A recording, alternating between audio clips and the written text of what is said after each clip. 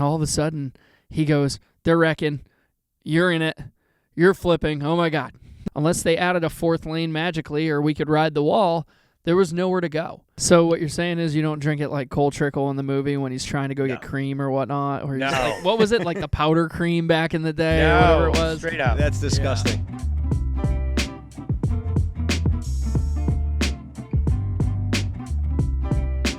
Welcome in. It is Backstretch Banter on Sirius XM NASCAR Radio, Channel 90. Backstretch Banter with RFK Racing. We are back here for Season 2. I am Chris Child. It is a pleasure to be with you guys again this year with the RFK team. We went from 2 cars to 3.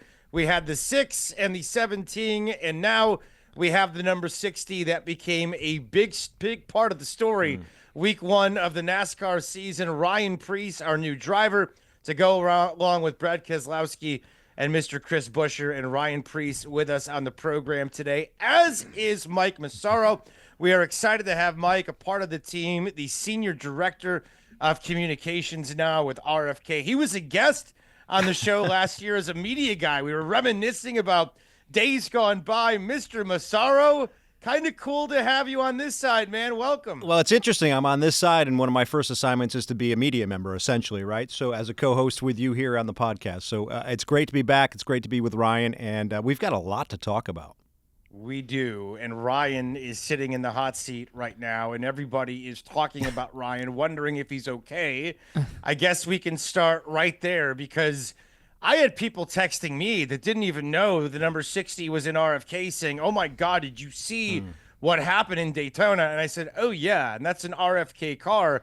That's Ryan Preece. So let's start there. Everybody wants to know, Ryan Preece, first of all, welcome to the team and the show. But how are you today, sir? Oh, I feel great. To be honest with you, going throughout the weekend, we were kind of playing off the buildsubmarines.com saying that we built a torpedo, because it was fast. Yeah. Well, I didn't realize we also built a spaceship. So it was that was something, and I'd like it, to not flip or leave the ground at Daytona or Talladega anymore. I would prefer that we keep them on the ground or somebody else take the spotlight in that aspect. But yeah, no, I feel good. I think that just is a product, and I'll run through this and say, we've definitely made the cars safer than what it was when Rusty Wallace, Dale Earnhardt, Mark Martin, the generations of those guys when they were racing. Mm-hmm. But one thing I'd like to continue to work on, because we've been so proactive as a sport, is figuring out a way to keep them on the ground. You can never rest, right? You always have to improve. You always have to strive to be as safe as you possibly can. It's an evolution. It's been going on, not over the last 24 hours, but certainly been going on over the last 24 years or more than that. That's been the goal of NASCAR, I think, is to try to eventually make these cars as safe as possible. Nobody wants to see them get airborne like that. And certainly everybody shares that same goal, I would think, Ryan. I got to ask you, though. So you say you feel better today. I remember not too long ago you had a similar ride, and you had a couple of black eyes. You look pretty beat up. You don't look that way right now. So how do you feel?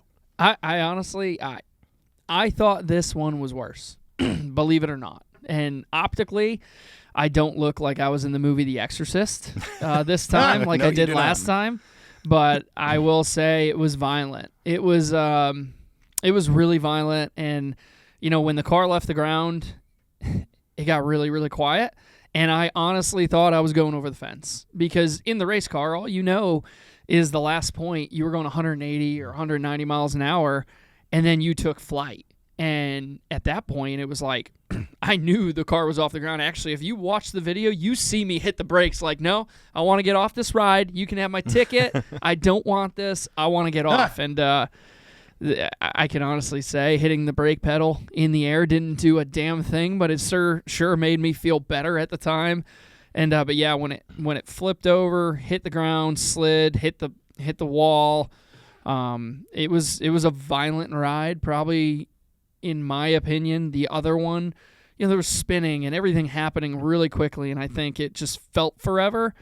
This one, because I don't know, it was just different. Everything in your head that you're thinking about, you're thinking you're going to go over the fence. I thought I was going to end up somewhere else. I don't know. Well, I don't blame you. Yeah. And he looks great. I mean, he's sitting there right now. He's got a smile on his face. That wreck happened a couple of days ago. So to see Ryan in this condition certainly is a testament to how far the cars have come from a safety perspective. But I'm with you. I mean, it is scary as hell when that thing's up off the ground and it's flipping around. It would be a beautiful thing if we could figure that out. I don't know what that is. I don't know what the science is, how they can do it.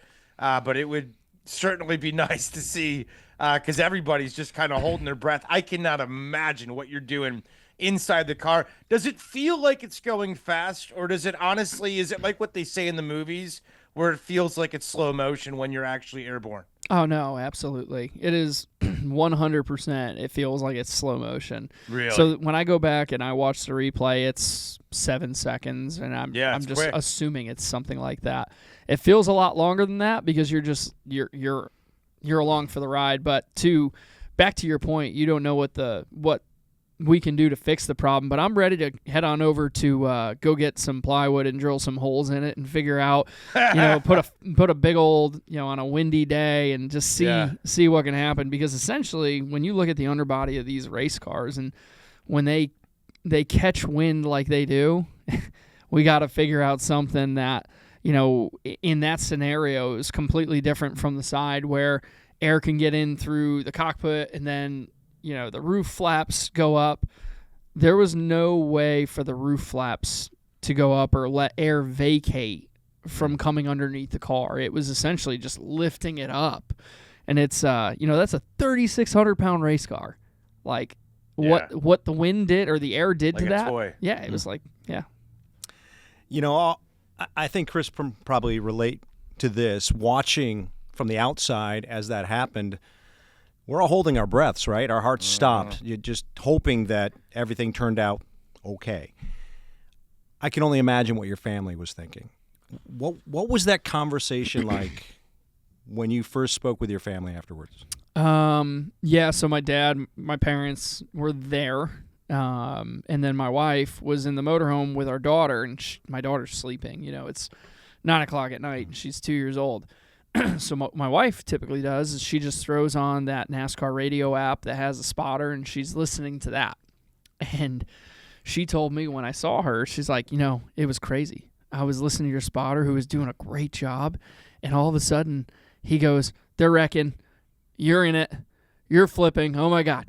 Like, no way. Yeah, she said she's like, really? She was packing up the motorhome, so she disconnected the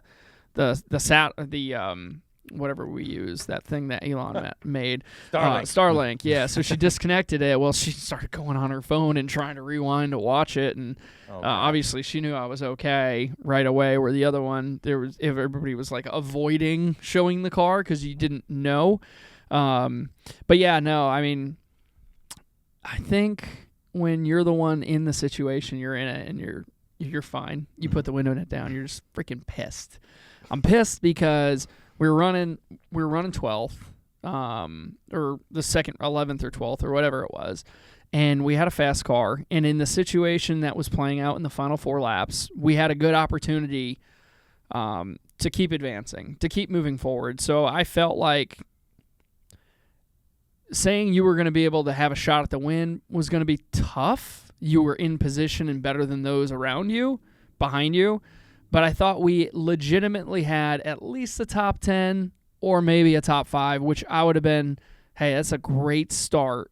And for how the race was playing out of what we originally thought it, was going to versus what transpired, that would have been a great day. So I was pretty pissed off in the moment that we ended up 32nd because we ran great when we put ourselves in position in stage 2, and then worked our way back up into it when that caution came out late.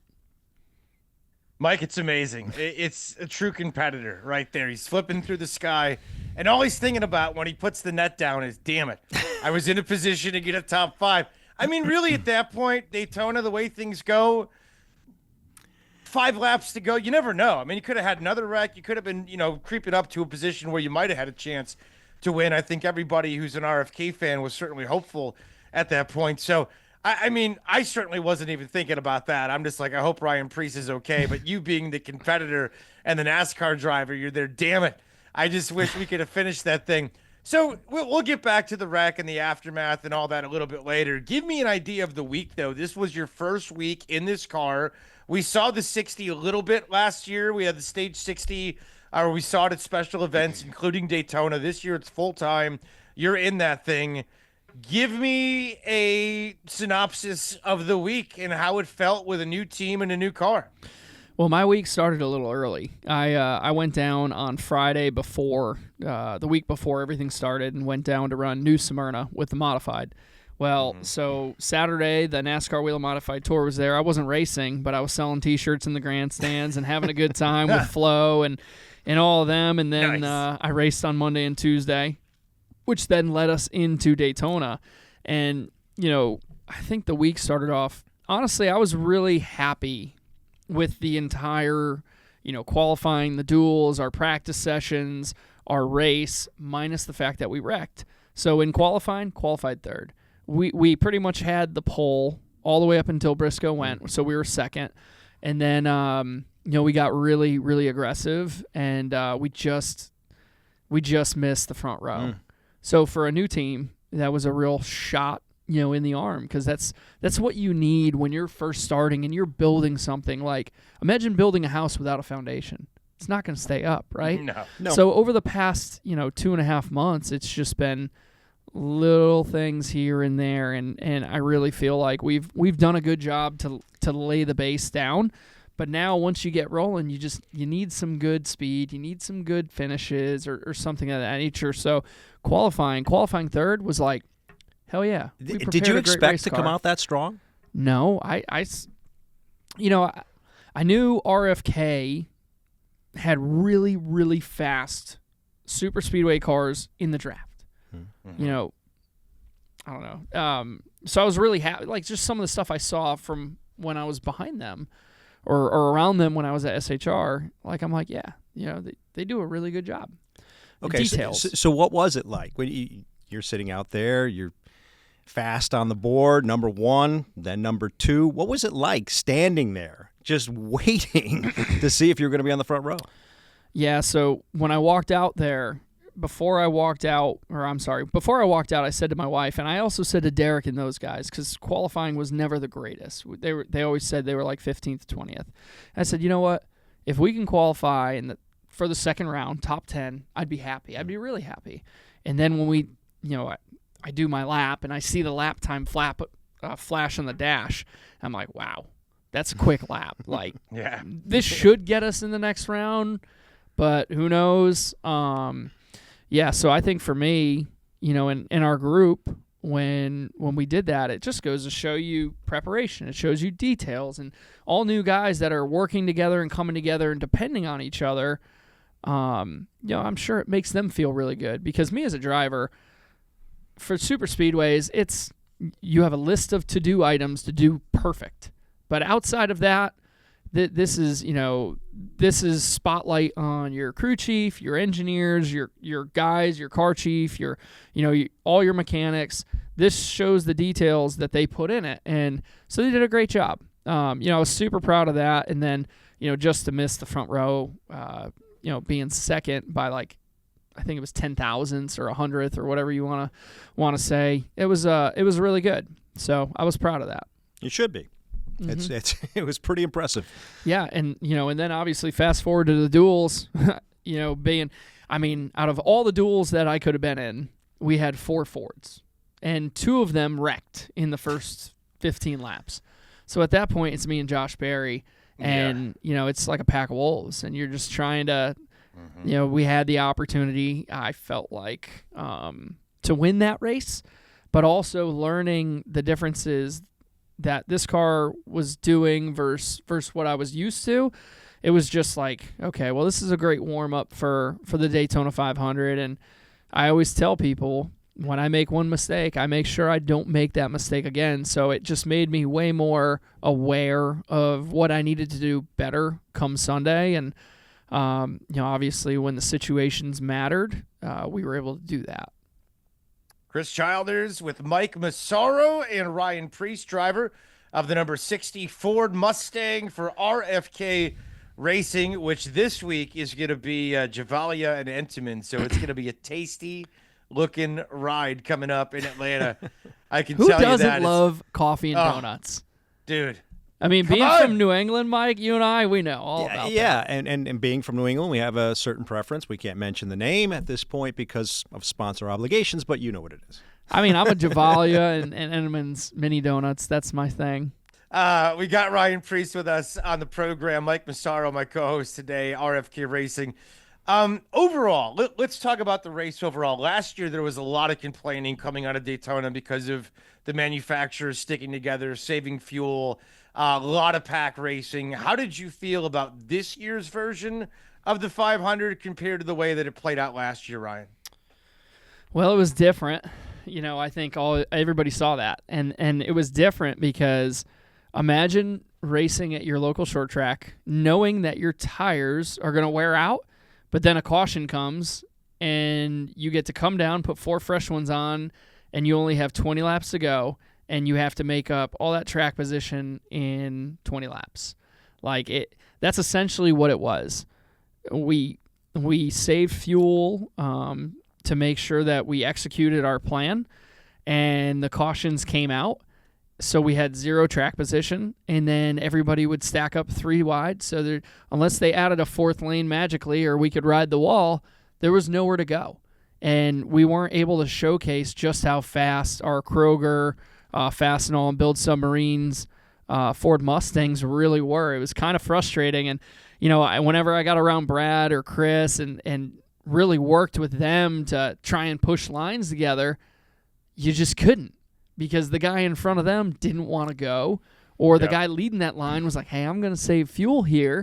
And why can't you all just be on the same page, right? Yeah. Well, us as a company, I felt like we did a great job being on the same page. But, the thing is when somebody changes the script, they know there's a plan, or some other people just they did something different. So, I think that was frustrating. I actually thought that was more frustrating from a driver standpoint than last year's race, where it was save fuel, save fuel, save fuel, go.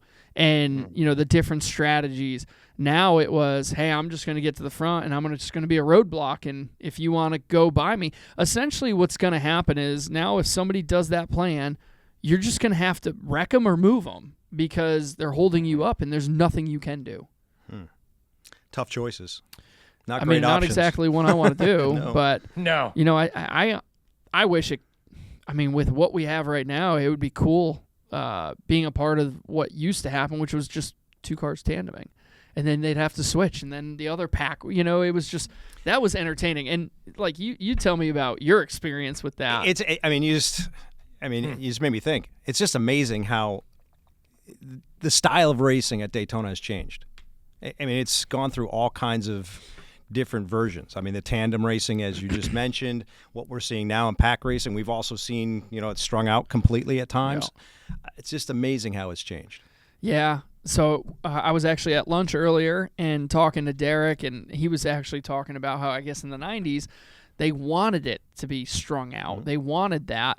And then some, I don't know how we ended up doing what we've done now, but it's very frustrating being a race car driver where, if you have a fast race car, you can't do anything with it because the guy in front of you or whatever, they're just saving fuel. And that's the product, that's the world we live in right now. But boy, it can get you going. It gets you fired up. Yeah, and it creates finishes like we've seen. Year in, year out, we're seeing the last 25 laps just be crazy. Yeah. Well, even more so now, when you watch it, the wrecks used to happen in the 5th or 6th row. So I think guys like Denny or a few other ones that felt that when they got to those first 2 rows, they were safe. They were good. Hey, I'm going to race hard because this is where I'm safe. You are not safe anymore. You are not, if you're the leader or in second, so you're leading those first 2 rows, you are the guy that's taking the push, and depending on who the pusher is, if they're good at it or not, you are at the mercy of them. And then, if they give a bad push and it just completely knocks you sideways, everyone behind them is like the bowling ball coming for the pins. You know what I mean? It's inevitable, and it's frustrating because what do? As a race car driver, I want to race 110%. But at the same time, it's like, running over spike strips with tires. You're going to get a flat. The last 5 laps of Daytona, there's going to be a wreck. When and where is it going to be? And do I want to be in the middle of the chaos when it happens? But if I don't race, I don't give myself an opportunity to win. I don't have any chance of winning. So it's just frustrating. It's one of those things, man. It's catch-22. It's got to be nuts because it's so. You're right. I mean, the big one's coming.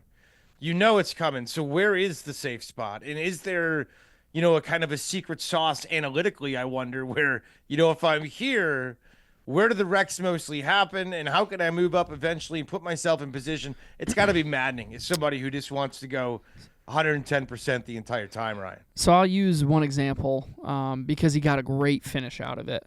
And I might have not watched enough of the race to really realize where he may have been previously, but Jimmy Johnson finished third. Yeah, he did. And when I was looking at the running order, I didn't see him in that top 15 or top 20, which I might be wrong, when that first wreck happened. Mm-hmm. And you know what? He probably played it safe, and he got a great finish because of it. So that's really hard to tell yourself to do that as a race car driver, because what happens if it doesn't happen? Like that's Exactly. The other side of it is, well, man, if I just ride around and they come to the white and then they wreck and then they throw the caution, the field is frozen, and now I end up 25th. You got to play the probability, right? You have to. Yeah. Which I'm a gambler. Yeah. Okay. When I say I'm willing to risk it. Like that's the way I have always raced in that aspect. I'm not afraid to gamble, but it's frustrating because a lot of it comes down to if you are the lucky guy and you have the horseshoe that day or you don't. And I've been, it's like that saying, you're either the bug or the windshield. I've been the bug a lot. Yeah, well, the law of averages says that's got to come around, Ryan. I hope you're right. Okay. And I think Williams' luck's got to run out on this racetrack too. It's getting annoying to everybody else after the last 2 years. Chris Childers, Mike Massaro. We got Ryan Preece with us today on Backstretch Banter with RFK Racing, episode number 1 of the season. Let's take a break. Come back. We'll take a closer look inside what happened at Daytona for RFK right around the corner on Backstretch Banter. We're back here. It is Backstretch Banter with RFK Racing on Sirius XM NASCAR Radio Channel 90. Mike Massaro, my co-host today, who is the new Senior Director of Communications with RFK. He's got to be excited to be back in the racing world and being a part of Daytona last week, going to Atlanta. Certainly an exciting time. Ryan Preece, one of the guys he gets to work with on a daily basis. Ryan, the driver of the number 64 Mustang last week. It was all about Kroger and BuiltSubmarines.com. And this week, Javalia, the greatest coffee on the planet, and Entenmann's, which I'm telling you, the pastries at Entenmann's. I was telling the guys off the air, my grandfather was with him for 40 years. He'd bring him home after work. I could live. I could live off of those little Entenmann's chocolate donuts and the little powdered ones. Oh, believe me. You're making us hungry, Chris. Oh, like I said, tasty sponsor this weekend. And heck, Kroger. It's funny. I didn't realize Kroger was going to be, I think, on Buescher's car this weekend. Mm-hmm. But I was literally, right before we got on the air, had to run to Kroger, get a little lunch. So it's all the sponsors are hitting the spot today, and certainly Build Submarines is on the 6. And I said it last year a bunch. It's the coolest sponsor there is in NASCAR because it's getting people to do something and attract them to a career that A, is really cool, but B, you're helping the country. I mean, it's fantastic. It's really cool. It's Build funny. Submarines. It's funny you say that because, I feel like for a lot of the younger generation, they have no direction. They don't really know what they want to do. So by advertising this, if there's somebody that doesn't really know and they see this and they go, buildsubmarines.com and check it out and said, you know what, maybe I want to do this because I think that's something that we definitely struggle with. But I do have a question for both of you. How do you guys drink your coffee? Depends how tired I am. I'm I drank black. mine black this morning, and since Daytona, it's been black completely. Yeah. So same here. Okay, If it's an afternoon to light Which after, is why, maybe a little honestly, cream. Not to like blow too much smoke, but it's honest to God truth.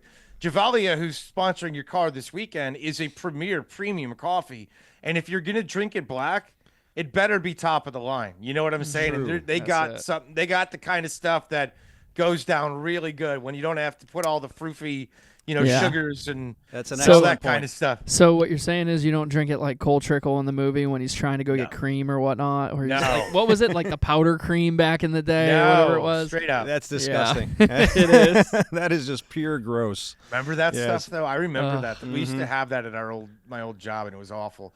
Anyway, let's talk Daytona. Ryan Preece, driver of the 60, who's got the tasty ride in Atlanta this week, and we'll preview Atlanta coming up.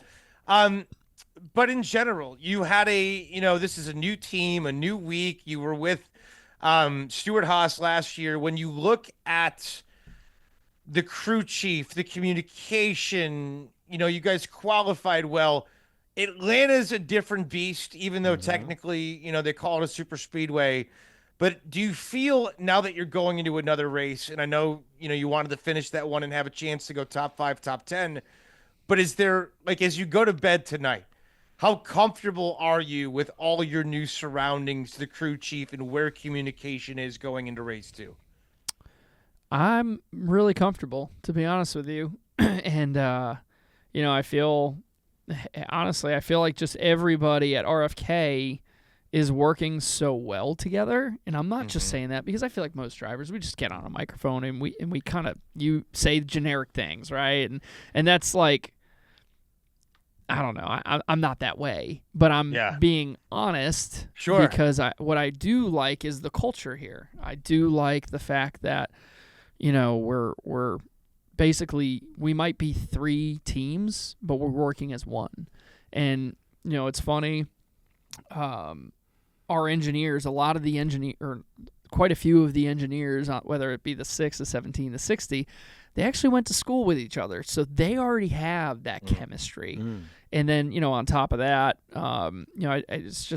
it's really good culture right now. So I feel confident going into Atlanta. And, if, let's say 3 or 4 weeks, we get off the railroad tracks or somebody else gets them off, you can just use that and lean on your teammate and really just try to help each other. So I feel good. Yeah, to your point, Atlanta, not the same as Talladega or Daytona. No, it's a little different. But it's kind of like a super speedway, but the only difference is it's on 1.5 miles and the runs happen way quicker. We're not going to be stacked up 2 or 3 wide. If your car handles really well and it's fast, you're going to have opportunities to move around. And I don't want to say it's not going to be a fuel mileage race because you never know, but I highly doubt it's going to be. So, I guess, completely different, but I'm excited about it. The draft has become an element there. Yeah. Yes. So how does that draft compare to what we just experienced? Well, it's going to be way different. So when we go to Daytona or Talladega, we have what essentially is for the listeners, it's like a bubble of air behind the car. And sometimes it's really difficult to break through that bubble. Like you can't actually get to the guy in front of you.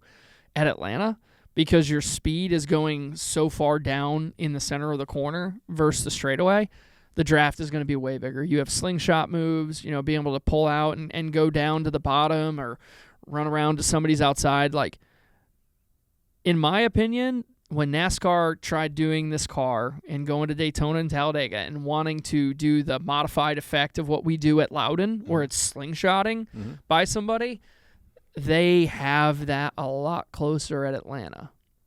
And it's made the racing super exciting there. Dude. Yeah. At least for the fans. I don't know about for you. Yeah. Usually racing that's exciting for the fans we don't always like, but hey, we're in the entertainment industry, so I'm all good for whatever makes people happy and want to watch it. Speaking of making people happy, go ahead, Mike. I meant to bring this up earlier, but I've got to bring it up now. it's remarkable that you can find a way to laugh at what happened at Daytona. But we saw on your social media this week, you definitely have a sense of humor. Your profile picture's changed. It's a little different. Where'd that come from? Yeah, so I was in the simulator yesterday, and during one of the breaks when I was waiting for another run to come up, a buddy of mine sent me the photo, and when I saw it, it was basically an astronaut with my face photoshopped on it.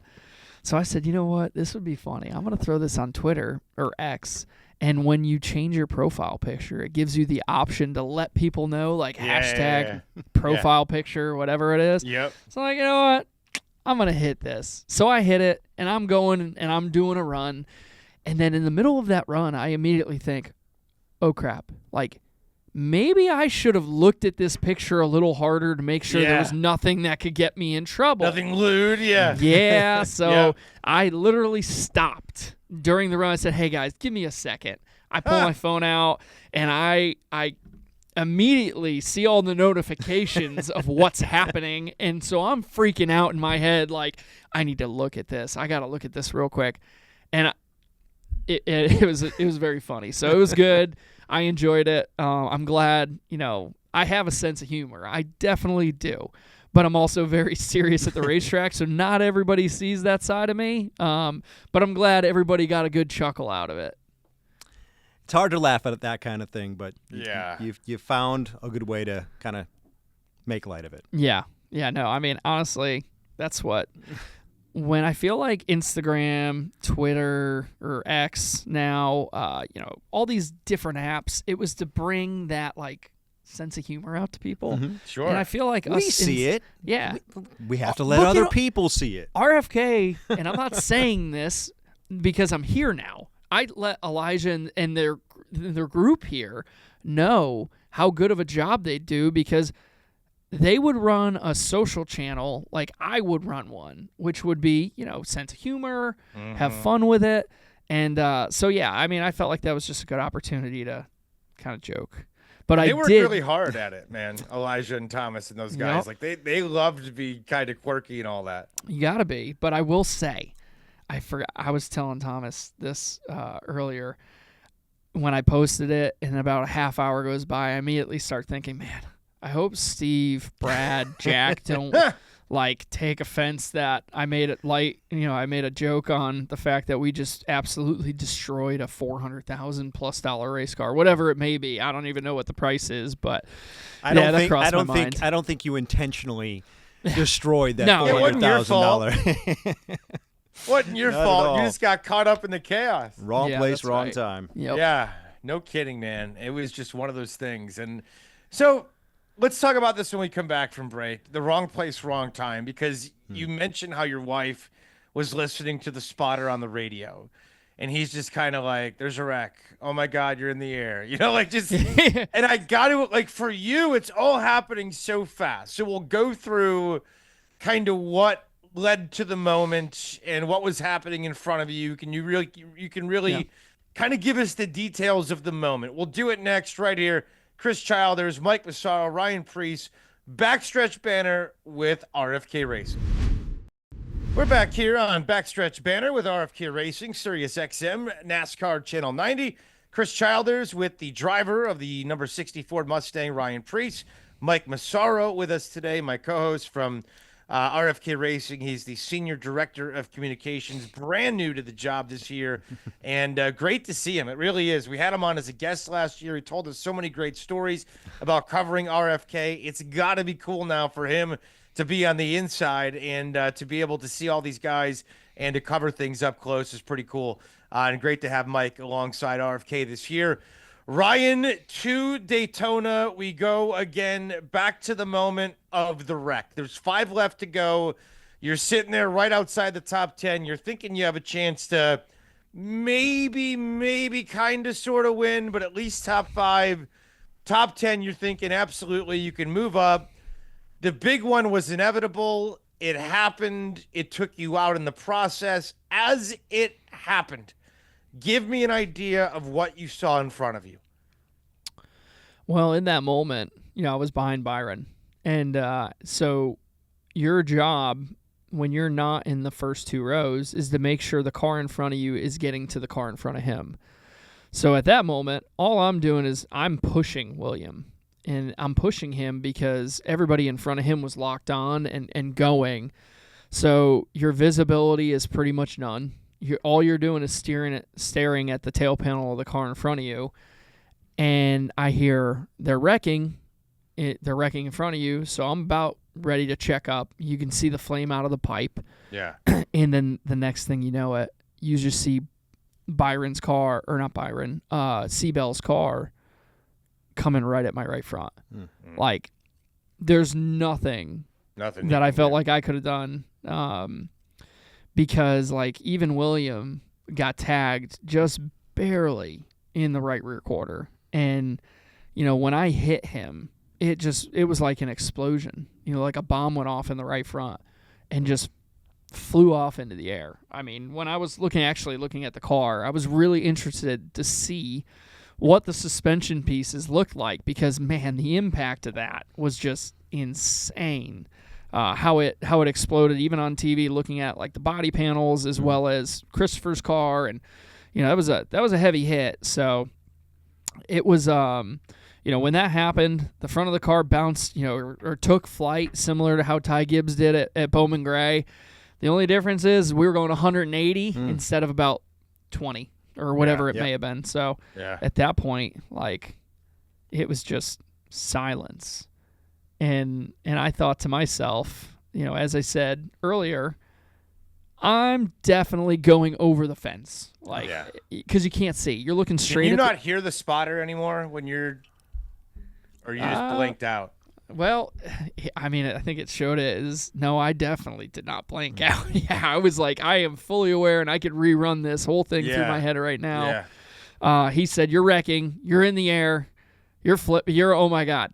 Like, there's nothing he can do. He's along for the ride with me, I think, you know, and I think he's panicking in his head because this is, so Brandon, actually, I'll tell you a little about my spotter real quick, is Brandon Wilkinson. He's never spotted, I know he's never spotted a cup race in his life. Oh, wow. He's never, I think he's done this is his first season basically as a full-time National Series spotter, and he's from Connecticut. Well, I mean, it's the hub of the universe, clearly. Yeah. But it's he did an amazing job. Mm-hmm.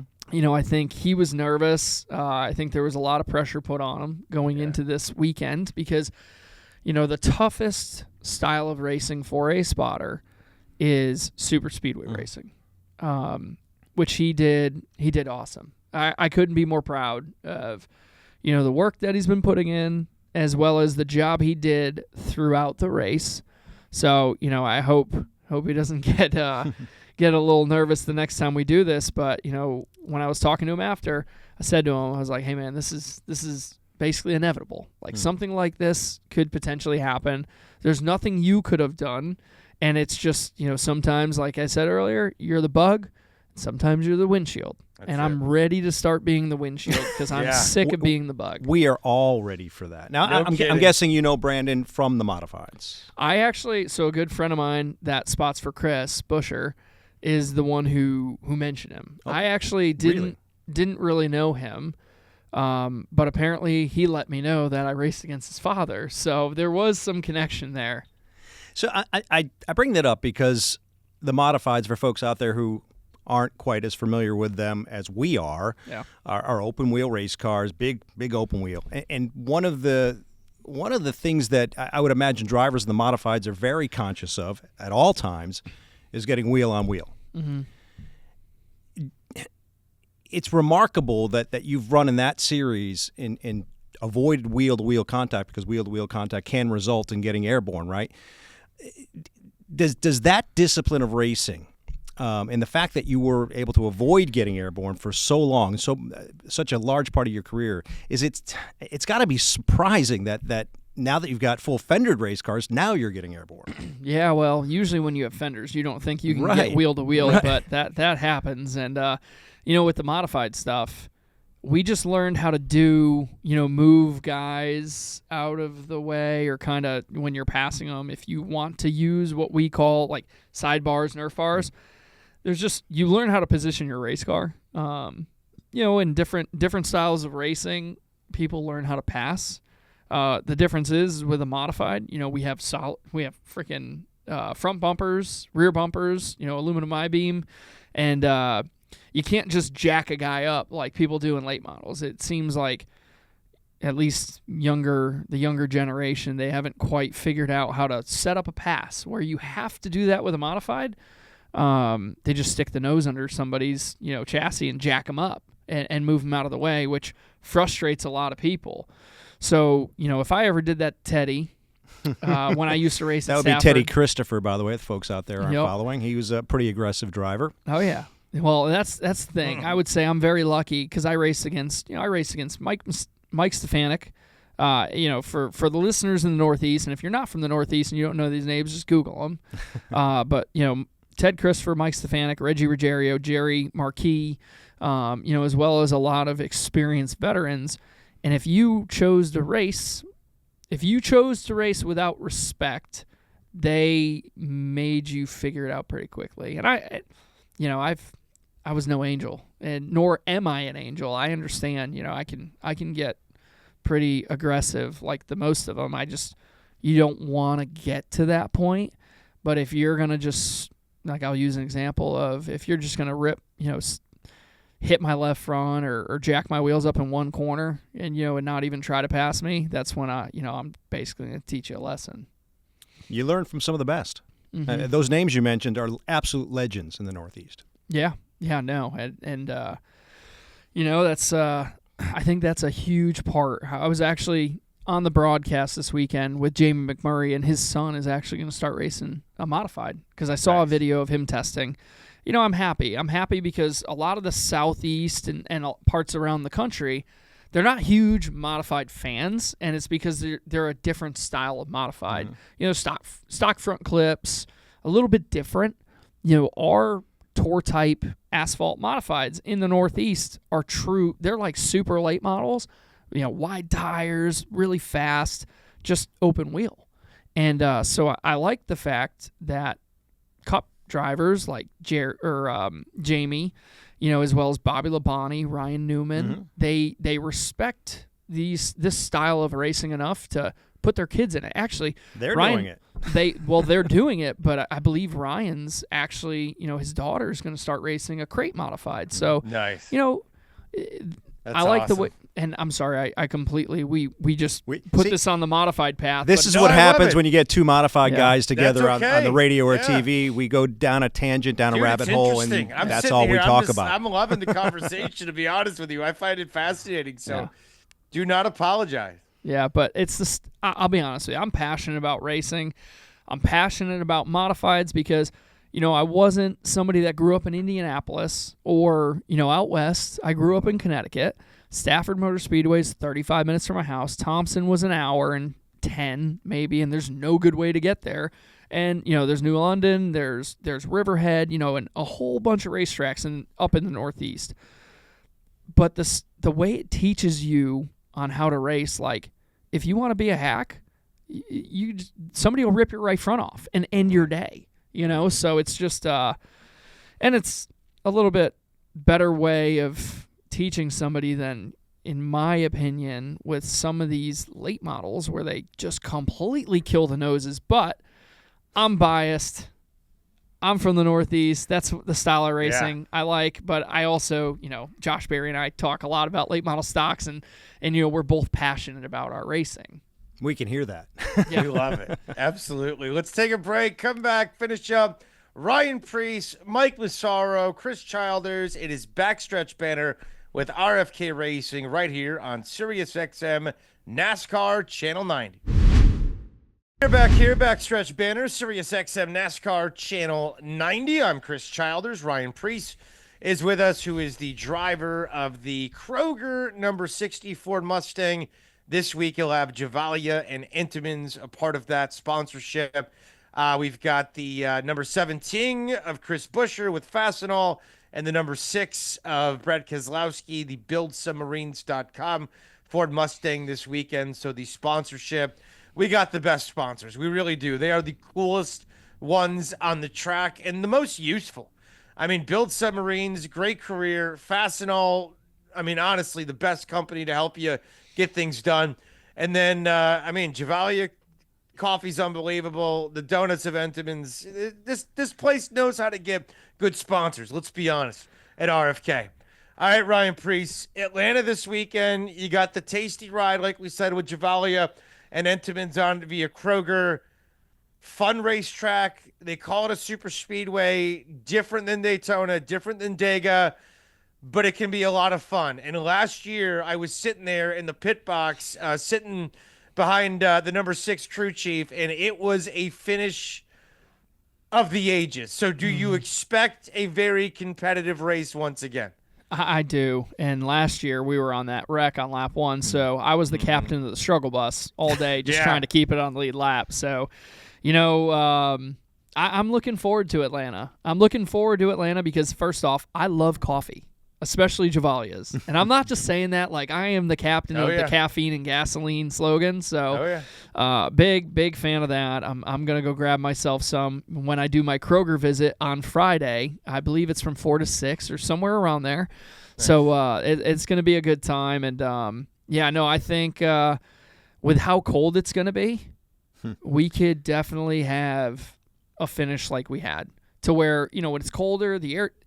I'm not an engineer. I'm not somebody, I don't want to act like I'm smarter than I am, but I believe when it's colder, the air density is a little thicker, which to us puts more downforce in our cars and allows us to move around and have better control. So, I do think that we could have a finish like we had and, have a great race. And hopefully our Javalia's, Entenmann's, Ford Mustang, where you can go get those at Kroger, we'll be leading it to the line.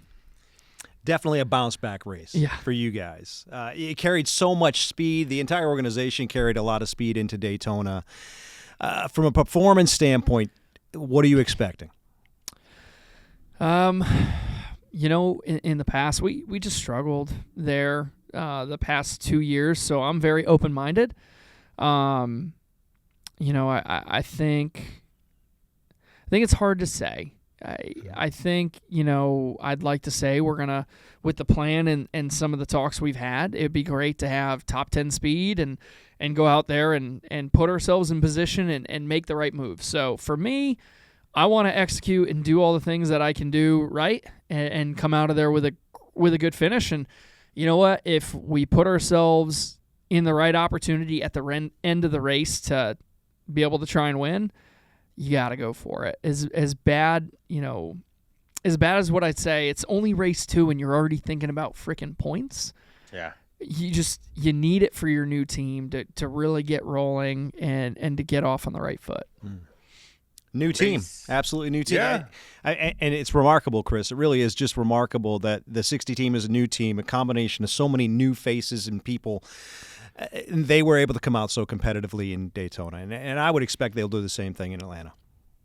I don't have any doubt about it. I'm excited to watch this weekend. Gentlemen, it was a pleasure. Ryan, welcome to RFK. Mike, welcome to RFK. It's great to have both of you guys on this first edition of Backstretch Banner of the season, and I got to tell you, rooting for 2 cars was fun. Rooting for 3, that much better. I'll tell you that. It's going to be a lot of fun in Atlanta this weekend.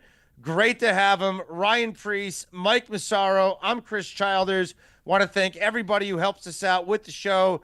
We got Thomas and Elijah and Kevin Woods, all the great people there at RFK. Our producer in D.C., Alec with NASCAR. We appreciate him as well. We are done, and thank you for listening to Backstretch Banner with RFK Racing on SiriusXM NASCAR Radio Channel 90.